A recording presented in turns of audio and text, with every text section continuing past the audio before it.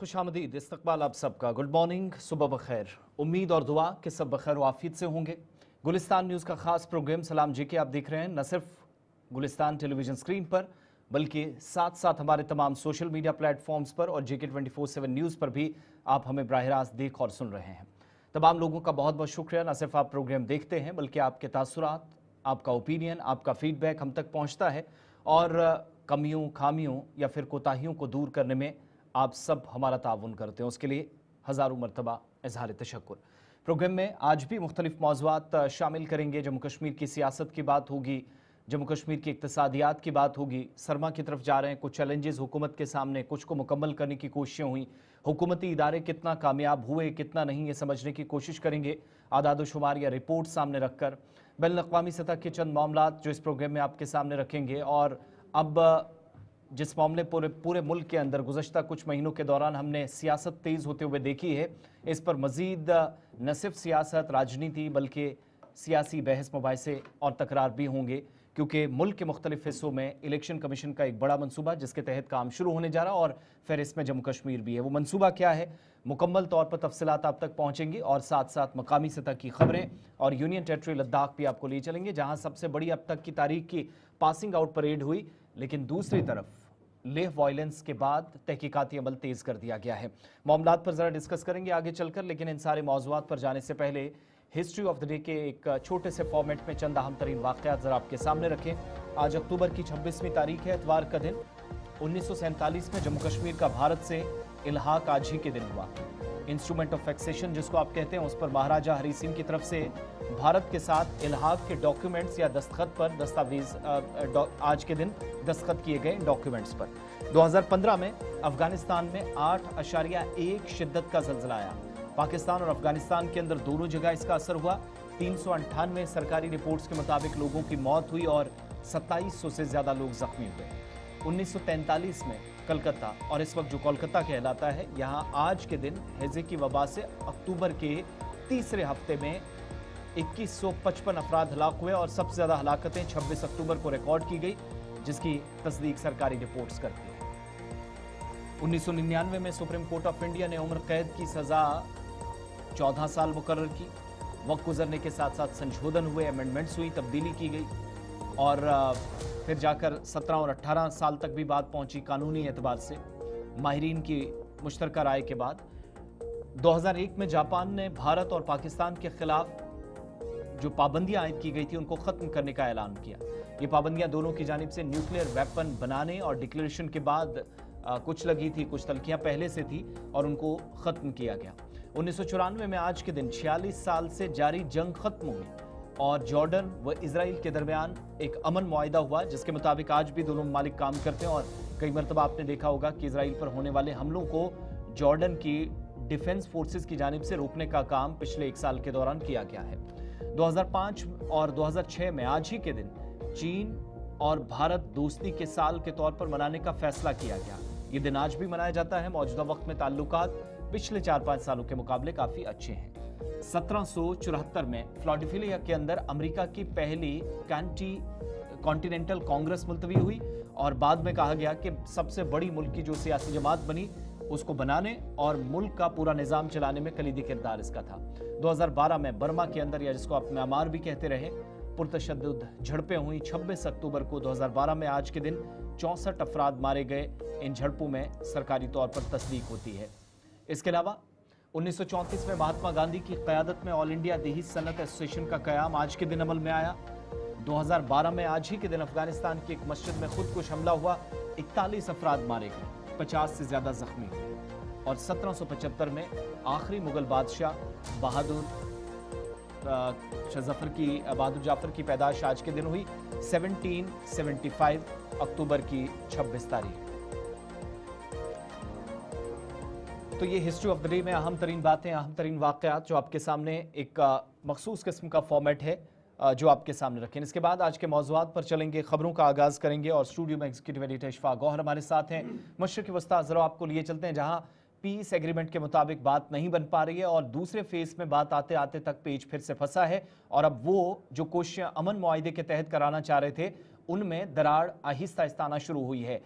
Israel की जानिब से कुछ ऐसे इकदाम जिन पर अमेरिका की जानिब से नाराजगी का इजहार किया गया है और पीस प्लान में रखना डालने का काम एक बार फिर से इजराइल ने किया। इशफाक, चलिए जनाब, खबरों का आगाज़ करते हैं मशरिकी वस्ता से। और मशरिकी वस्ता की अहम तरीन डेवलपमेंट आ रही है, जहाँ पर अमरीकी सदर डोनाल्ड ट्रंप 20 नुकाती एजेंडे और फार्मूले को लेकर क़याम अमन की राहों को तलाश कर रहे थे। Benjamin Netanyahu back to back कई बार फ़िज़ाई और ज़मीनी हमले कर चुके हैं, जिस पर अमरीकी सदर और अमरीका के अंदर जो पॉलिसी मेकर्स हैं उन्होंने बरहमी का भी इजहार किया। और यही वजह है कि रात देर गए कतर के अमीर के साथ भी डोनाल्ड ट्रंप की मुलाकात हुई। अगर ये मुख्तसर सी मुलाकात जहाज़ के अंदर ही हुई है, लेकिन माना जा रहा है कि ये पूरा मामला मशरिकी वस्ता का ही था, जहां पर यह सूरत हाल बहस में लाई गई है। इतलात और खबरों के मुताबिक अमेरिका और इजराइल के बीच हर गुजरते दिन के साथ ताल्लुकात बेहतर नहीं बल्कि अबतर हो रहे हैं और सियासी महाज और अस्करी महाज पर अब बयानात का सिलसिला भी शुरू हो गया है। फ़लस्तीन के मामले पर इजराइल का अपना एक मौक़िफ़ है और अमेरिका अपने एक मौक़िफ़ के तहत क़याम अमन के हवाले से हर मुमकिन कोशिश करना चाह रहा है। और इस ज़िमन में तमाम अरब मुल्कों के साथ मिलकर फ़लस्तीन और इजराइल के मुकम्मल हल के हवाले से कोशिश की जा रही है। लेकिन एक बार फिर इजराइल ने यू टर्न लिया और इजराइल की तरफ से साफ कर दिया गया है कि हमास का मुकम्मल खात्मा और दीगर मामला सरफहरिस्त है, तब तक शायद मुकम्मल तौर पर क़याम अमन यहाँ पर नहीं होगा, जिसकी वजह से अमेरिका और इजराइल के बीच ताल्लुकात थोड़े से पुरतनाव बनते हुए नज़र आ रहे हैं। और आप सब जानते हैं कि अरब ममालिक के साथ ये जो 20 निकाती प्लान था, इसके मुताबिक एक वादा किया गया है अमरीकी सदर की जानिब से कि वेस्टर्न बैंक या दीगर कोई हिस्सा गजा का कोई भी कब्जा वहां पर इजराइल की जानिब से नहीं होगा और अफवाज वहां से निकाली जाएंगी। लेकिन इजराइल की पार्लियामेंट से एक बिल जो कि अब कानून की शक्ल ले चुका है पास हो गया है। मंजूरी के बाद वेस्टर्न बैंक पर इजराइल ने कब्जा दोबारा शुरू कर दिया है, जिसको लेकर मार्को रूबियो का बड़ा स्टेटमेंट आया, जिनके मुताबिक अगर जरूरत पड़ी, ऐसी सूरत हाल रही जो इजराइल की जानिब से की जा रही है, तो इस पॉलिसी पर वो पीछे हटेंगे और पीस प्लान से बाहर आने की धमकी भी दी गई है। मार्को रूबियो को सुनिए। Well, this was a vote that they took in the Knesset. From what it was explained to me, it was elements that tried to use it to embarrass Netanyahu while the vice president was here. Suffice it to say, we don't think it's going to happen. And more importantly, it's not, from a legislative standpoint, structured in a way that could happen. But it would also threaten this whole process. I mean, we understand that, right? I mean, everyone has to understand if something like that were to happen right now, if that were to happen, a lot of the countries that are involved in working on this probably aren't going to want to be involved in this anymore. It's a threat to the peace process, and everybody knows it. But I'm not getting to the middle of Israeli politics. We're focused on. JD Vance को आप सुन रहे थे, नायब सदर हैं America के और अमरीकी पॉलिसी का दिफा करते हुए इस वक्त सामने नजर आ रहे हैं। लेकिन जरा बात मुल्क के अंदर सियासत की करते हैं। बिहार इलेक्शन से पहले आपको याद होगा कि SIR का एक नाम सामने आया और इलेक्शन कमीशन ने SIR बिहार के अंदर कराई। कई नामों का इंदराज हुआ और कई नामों को काटा गया, जिस पर सियासत अभी भी की जा रही है। हिज़्ब इख्तिलाफ मुसलसल सियासत इस पर कर रहा और स्पेशली कांग्रेस की तरफ से बैक टू बैक कई प्रेस कॉन्फ्रेंस करते हुए इलेक्शन कमीशन के कामकाज पर ही सवाल उठाया गया। लेकिन इत्तलात और खबर यह है कि इलेक्शन कमीशन ऑफ इंडिया ने मुख्तलिफ रियासतों के चीफ इलेक्टोरल ऑफिसरों के साथ मुलाकात और मशावरत के बाद बड़ा फैसला ले लिया है और इस फैसले का इतलाक अगले हफ्ते से मुतवक्का है। इलेक्शन कमीशन पहला पड़ाव स्पेशल इंटेंसिव रिवीजन SIR का करने जा रहा है। पूरे मुल्क के अंदर SIR किया जाएगा, ताहम ये SIR मरहलावार तरीके से कराया जाएगा और अगले हफ्ते पहला पड़ाव फर्स्ट फेज की नोटिफिकेशन जारी हो सकती है। 10 से 15 रियासतें SIR के पहले जुमरे में होंगी, स्पेशल इंटेंसिव रिवीजन के पहले दायरे में होंगी। और जब ये पहला दायरा खींचा गया तो ये भी कहा गया कि यूनियन टेरिटरीज के अंदर भी ये कराया जाएगा। असम, तमिलनाडु, केरला, वेस्ट बंगाल, पौंडीचेरी के साथ साथ जम्मू कश्मीर के अंदर भी SIR का पहला रिवीजन हो सकता है, ताकि वोटर लिस्टों को मुकम्मल तौर पर साफ और शफाफ बनाया जा सके और जो गैर रियासती गैर वोटर्स इंदराज हो चुके हैं उन्हें बाहर का रास्ता दिखाया जा सके। कमीशन की तरफ से ये साफ किया जा रहा है जिन रियासतों के अंदर बल्दियाती इंतखाबात है बिगुल बज चुका है या पंचायती इंतखाबात होंगे वहां पर SIR बाद में कराया जाएगा। यानी जहां जहां पर ड्यू इलेक्शन है, नोटिफिकेशन जारी हुई है, उन रियासतों के अंदर फिलहाल SIR को नहीं कराया जाएगा जब तक इंतखाबी दंगल मुकम्मल नहीं होगा। इलेक्शन कमीशन ऑफ इंडिया ने पहले मरहले के तहत स्पेशल इंटेंसिव रिवीजन को कराने का फैसला लिया है। 10 से 15 रियासतों के अंदर यह पहला रिवीजन होगा, पहला फेज होगा और उम्मीद लगाई जा रही है कि अगले हफ्ते यानी कल से पहला दिन हफ्ते का शायद कल ही नोटिफिकेशन पहले हवाले से शुरू की जाएगी। असम, तमिलनाडु, केरला, वेस्ट बंगाल, जम्मू कश्मीर, पौंडीचेरी समेत कई और इलाकों के अंदर भी SIR जो है वो कराया जाएगा। बिहार का आपको याद होगा तकरीबन 7.42 करोड़ इलेक्ट्रोल्स पब्लिश हुए 30 सितंबर को। उसके बाद बिहार इलेक्शंस हुए जो मरहलावार तरीके से चल रहे हैं। और इसी बीच आपको याद होगा कि हिज़्ब इख्तिलाफ राहुल गांधी ने back to back press conferences की। इस SIR के बहाने किस तरीके से जेन्युइन वोटर्स को निकाला जा रहा है और तंग तलब किया जा रहा है, वो तमाम कहानियां अपनी तरफ से सुनाई। मामला अदालत के पास भी है, तहम SIR कंटिन्यू होगा।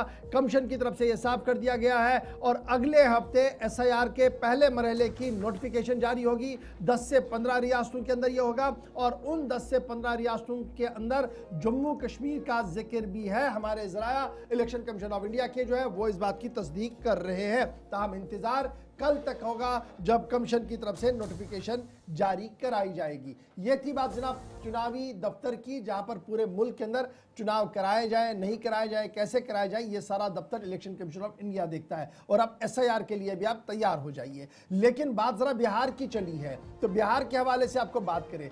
बिहार के अंदर बिहार के लोगों को वोट डालना है, बिजली, पानी, सड़क, रोजगार जैसे मामले पर वोट डालना है, लेकिन नेशनल हुकअप पर यह सियासत चली गई है। और बिहार के चुनाव के अंदर भी जम्मू कश्मीर का जिक्र किया जा रहा है। और कल भारतीय जनता पार्टी के मुख्तलिफ लीडरों बशमूल वज़ीर दाखिला अमित शाह ने जम्मू कश्मीर के मौजूदा हालात का जिक्र करते हुए यह साफ कर दिया कि 5 अगस्त 2019 को लिया गया बड़ा और तारीखी फैसला अगर हुआ है तो यह सिर्फ वज़ीर आज़म नरेंद्र मोदी की क़यादत में ही मुमकिन था। और ऐसा हो भी नहीं सकता था कि बिहार इंतखाबात में जम्मू कश्मीर मौजू ना बने। तकरीबन हर रियासत में हुआ, फिर से जिक्र किया गया।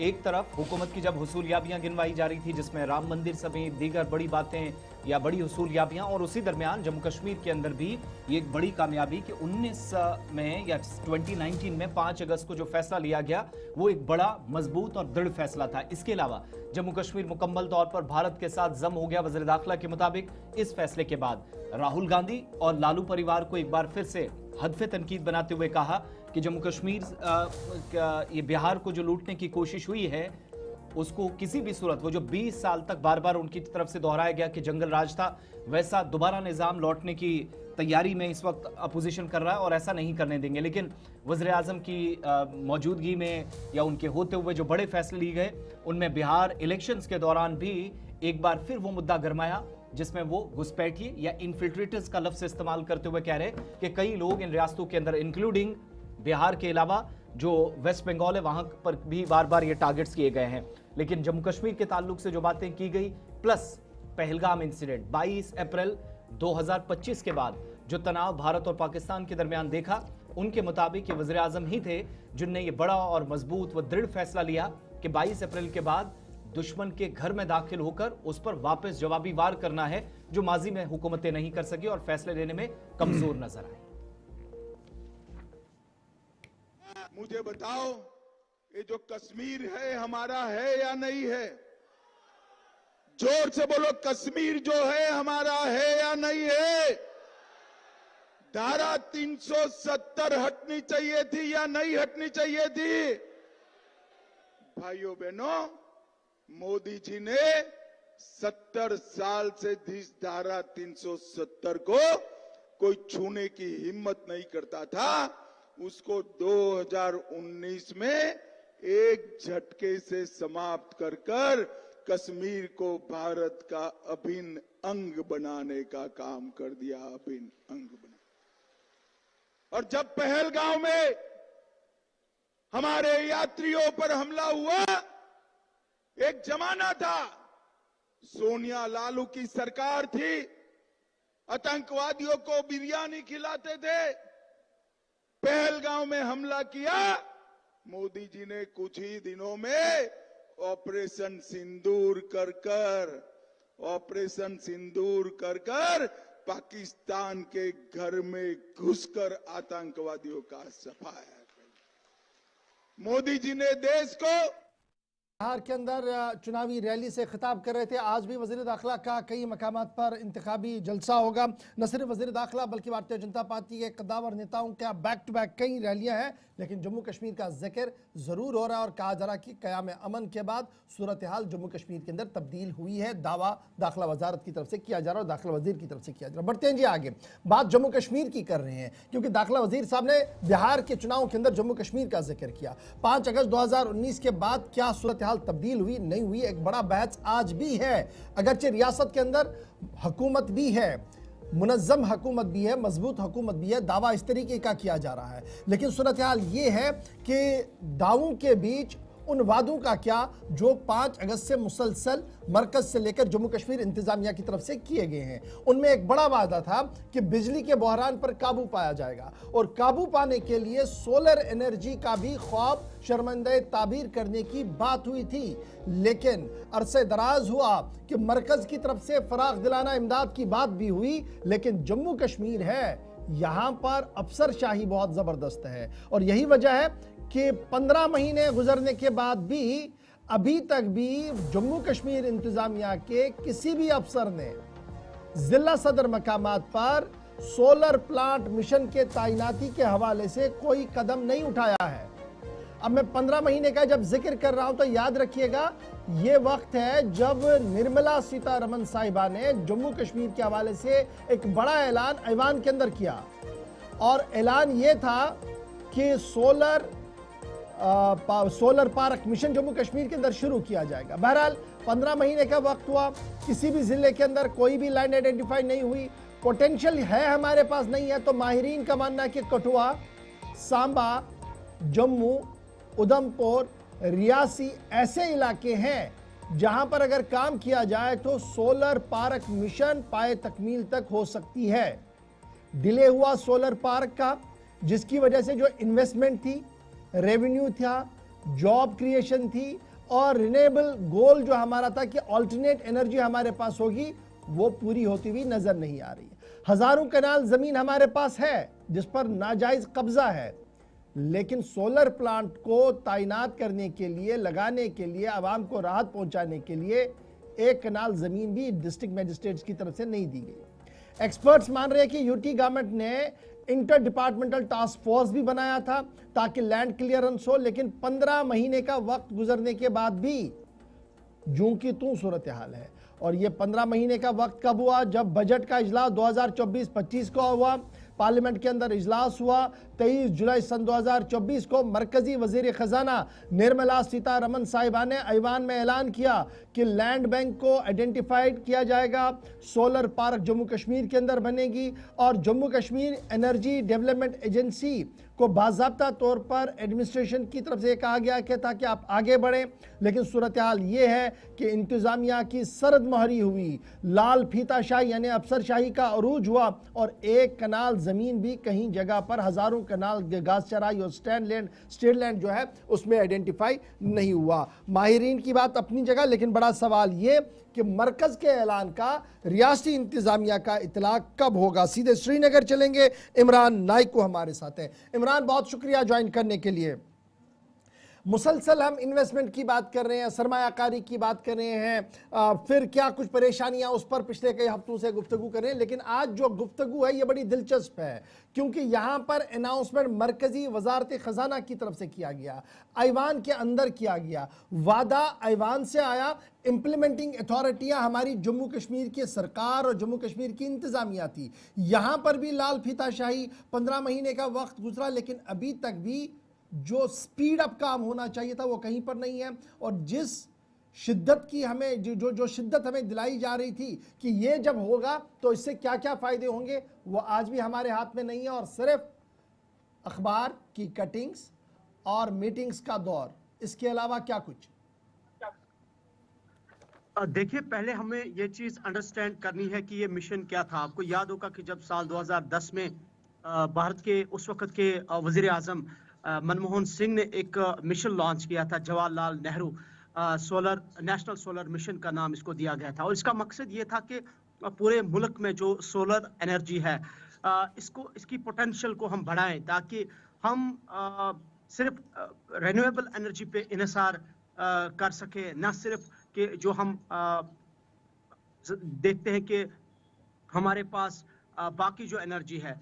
बहरकैफ जम्मू कश्मीर सरकार ने भी फिर 2024 में बाज़ाब्ता तौर पर इसका आगाज़ किया। हालांकि 2010 से ही over the period of time आपने देखा होगा कि फेज़ मैनर्स में इस मिशन को चलाया गया।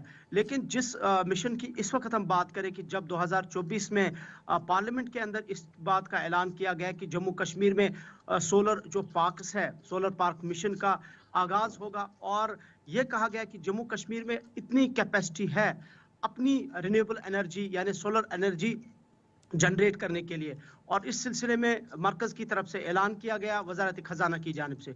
और अलमिया है, बदकिस्मती है कि 15 महीने से ज़्यादा वक्त हो चुका है और हमारी सरकार अभी तक ज़मीन आइडेंटिफाई नहीं कर पाई है, लैंड आइडेंटिफाई नहीं कर पाई है।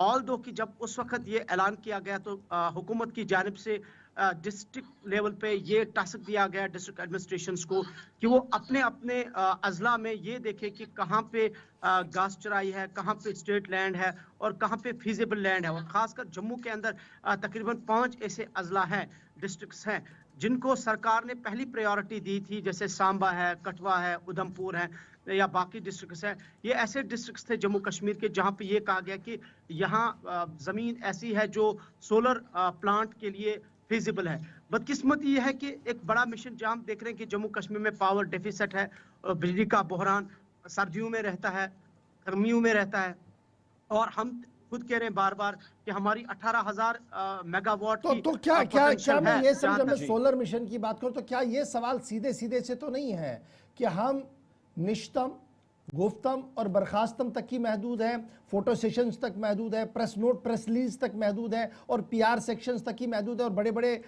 हेडलाइंस हम चलवा देते हैं कि अब ऐसा होगा ऐसा होगा, लेकिन जो जवाबदेही है, अकाउंटेबिलिटी है, उसका फुकदान आज के दिन में भी है और ये माजी में भी रहा है। कोई ज़्यादा तब्दीली यहाँ पर नहीं देखने को मिली कि अकाउंटेबिलिटी है कि मरकजी वजीर ने कोई बात ऐवान के अंदर कही तो ये पत्थर की लकीर होती है। फिर डिस्ट्रिक्ट एडमिनिस्ट्रेशन को टास्क सौंपा गया तो एक state head, chief secretary rank के अफसर को या वजीर आला साहब को या लेफ्टिनेंट गवर्नर के दफ्तर में एक अकाउंटेबिलिटी होनी चाहिए थी कि भैया अब हुआ क्या। ये जो 15 महीने का वक्त, 1 साल का ज्यादा वक्त हुआ, दूसरे बजट की बल्कि तीसरे बजट की तैयारियां हो रही है, तो ये साफ तो दिखा रहा है कि अकाउंटेबिलिटी का फुकदान है और मनमर्जियां हैं पावर कॉरिडोर में, जिसको चाहे होना है, जिसको ना चाहे नहीं होना, और कोई पूछने वाला नहीं है आज के दिन में भी जम्मू कश्मीर के अंदर।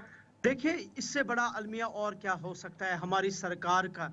जब आप सेंट्रल लेवल पे मरकजी सरकार की तरफ से इतना बड़ा मिशन आपको दिया गया है, इतनी बड़ी अनाउंसमेंट आपको की गई है और ये कहा जा रहा है कि यहाँ इन्वेस्टर्स आएंगे, इन्वेस्ट वो करेंगे, पैसा उनका होगा, आप हमें ज़मीन दीजिए, आप ज़मीन आइडेंटिफाई कीजिए, पैसा सरकार मरकजी सरकार का होगा, फंड्स मरकजी सरकार के होंगे, प्राइवेट पार्टनर्स आएंगे, वो यहाँ पे प्राइवेट प्लेयर्स इन्वेस्ट करेंगे, बिजली की जो खपत है वो हमारी बढ़ जाएगी, फ़ायदा हमारा होगा।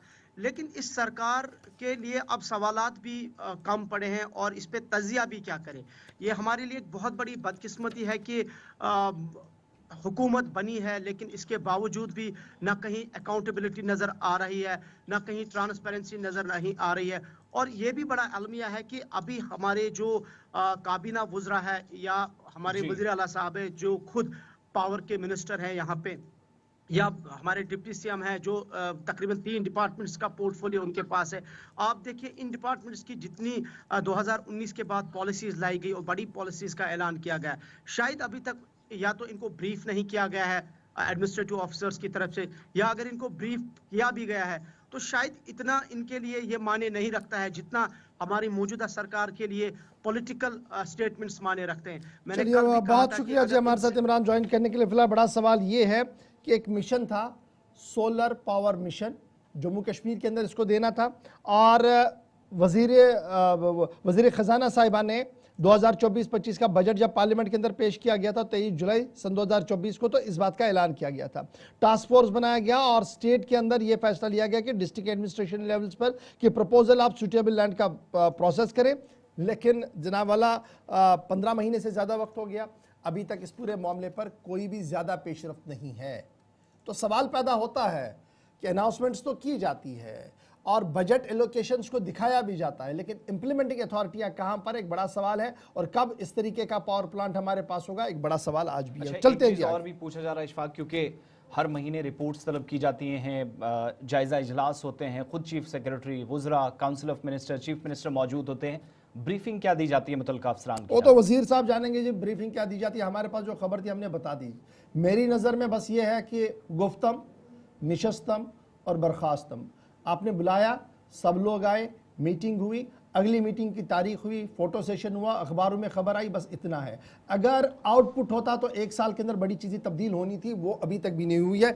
सरकार पर सीधे सीधे से सवाल है जी, एडमिनिस्ट्रेटिव पार्ट पर सवाल है। अब यहाँ पर ये नहीं कहा जाएगा सरकार की तरफ से जनाब हमारे तो IAS अफसर सुनते नहीं है, KAS अफसर सुनते नहीं है, ये कहीं और से इशारा लेते हैं। सवाल उमर साहब ने खुद क्लियर कर दिया कि अफसर हमारी बात सुनते हैं तभी जाकर काम होता है। तो यहाँ पर काम क्यों नहीं हुआ, ये तो बड़ा सवाल है। और फिर ये मरकज का मामला था, यहाँ पर लेफ्टिनेंट गवर्नर साहब भी बाइख्तियार है, वो कुछ कर सकते थे। चलिए जनाब आगे बढ़ते हैं, जरा आपको एक और मुश्किल से बाखबर कराते हैं, खबर से नहीं मुश्किल से बाखबर कराते हैं। अगर आपने सफर करना है अब एयर यानी बाई एयर आपने सफर करना है, श्रीनगर से दिल्ली जाना है, श्रीनगर से जम्मू जाना है, दिल्ली से श्रीनगर आना है, तो जरा होशियार हो जाइए, क्योंकि फिजाई कंपनियों ने एक नया शगुफा छोड़ दिया है और आज से गालिबन उसका इतलाक भी हो गया है। और ये शगुफा ये है कि अब एयर कनेक्टिविटी को कम किया जाएगा। ये हमारी समझ से बाहर है। स्टेट टूरिज्म प्रमोशन कर रही है और एयर कंपनियां कह रही है कि जनाब अब हम परवाजों में कमी करेंगे, क्योंकि लोग जाना नहीं चाहते हैं जी जम्मू कश्मीर, इसलिए जम्मू कश्मीर के लिए जो फिजाई कंपनियां हैं उनको कम कर दिया जाएगा। जम्मू कश्मीर रेजिडेंट्स के लिए आने वाले विंटर्स के लिए बाई एयर सफ़र करना एक बहुत बड़ा मुश्किल होगा। एयर कनेक्टिविटी को शेक कर दिया गया है, रिशेड्यूल कर दिया गया है और प्लान जो है वो तरतीब दे दिया गया है। अय्याम सर्दी के दौरान अब गालिबन 40 के करीब परवाजें आया जाया करेंगी, 240 पर डे होगा अप्रॉक्सीमेटली, जबकि यही बात लास्ट ईयर में 50 to 60 थी, यानी 50 से 60 परवाजें आया जाया करती थी, इसको आपने 40 तक महदूद कर दिया। हमारे पास जो इतला है Indigo 22, air India 6, air India express 5 और जेट 4 और एयर अकासा 2 फ्लाइटें चला करेंगी। Flight mainly Delhi Srinagar route पर चला करेंगी। ये international flight Dubai already disconnect कर दी गई है, लेकिन हज वाली परवाजें जी चलेंगी, इस बात का एश्योर कर दिया गया है। श्रीनगर एयरपोर्ट पर यह कहा जा रहा है कि चूंकि दिसंबर, जनवरी और फरवरी का जो महीना होता है, यहाँ पर फ्रीक्वेंट डिस्टर्बेंस रहती है, विजिबिलिटी कम रहती है जी, पुअर विजिबिलिटी की वजह से जहाज आया जाया नहीं जाता है, इसलिए पेशगी के तौर पर हम ये फैसला ले रहे हैं, एयर कंपनीज का मानना है। और फिर दूसरी परेशानी ये है कि अपग्रेडेशन जो लैंडिंग सिस्टम का होना चाहिए था वो अभी भी नामुकम्मल है और हमारा फ्लाइट ऑपरेशन मुतासिर होता है, इसलिए हम ये जी नहीं चलाएंगे, मनमानियां हैं जी। फिर पैसेंजर्स का आना जाना पहलगाम हमले के बाद बहुत कम हो गया है, वो भी इसमें हवाला दिया गया है। और जब आप इसको अक्टूबर 26 2025 के साथ खंगालेंगे, मार्च 28 2026 तक लेंगे, तो परवाज़ों की तादाद 50 से 60 हुआ करती थी। और अभी जो एयरपोर्ट के जिम्मेदारान हैं उनका मानना है कि इसमें कोई शक नहीं कि लो पैसेंजर डिमांड है, लेकिन फिर भी तमाम सूरत हाल को देखा जाएगा।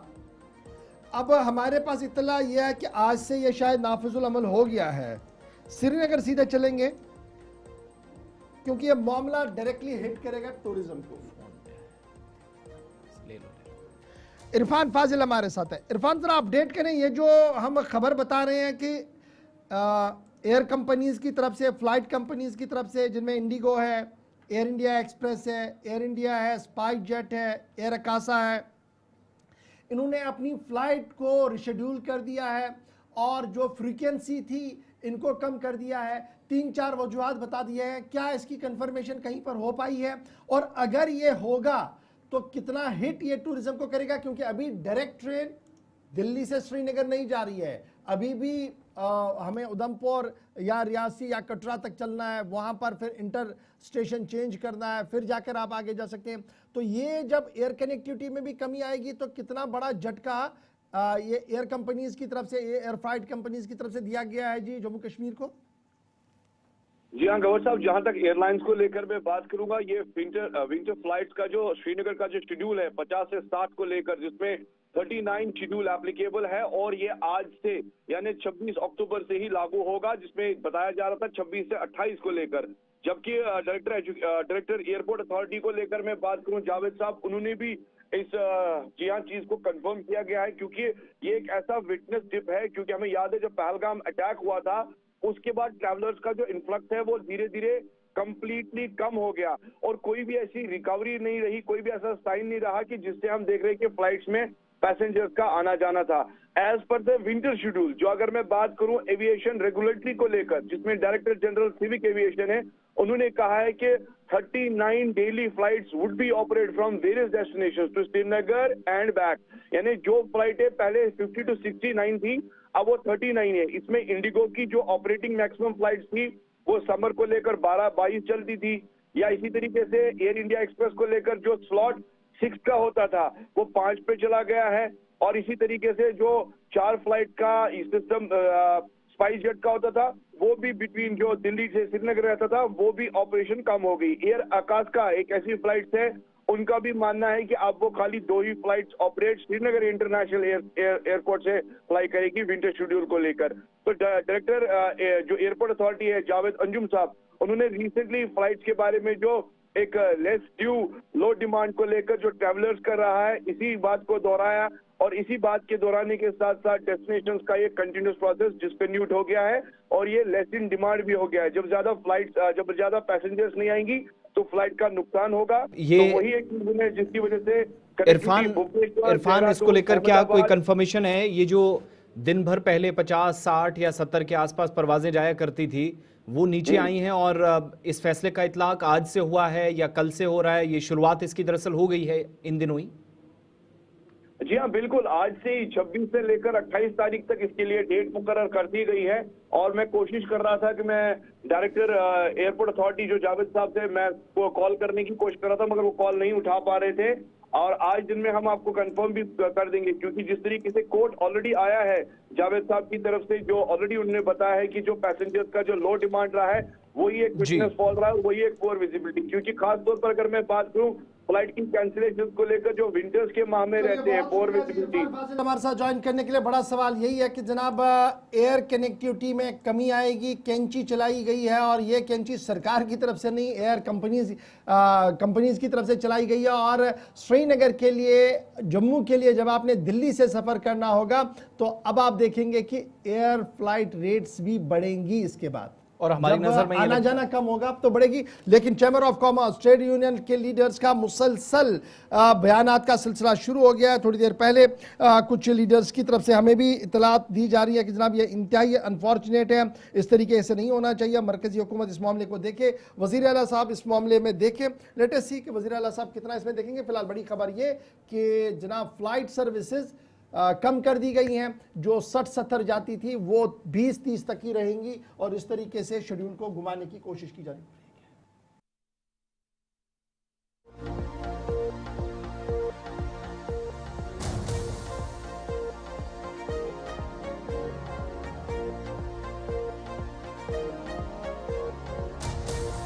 छोटे से ब्रेक के लिए, ब्रेक के उस पार आएंगे तो आपको बताएंगे कि सियासी महाज पर क्या कुछ चल रहा है।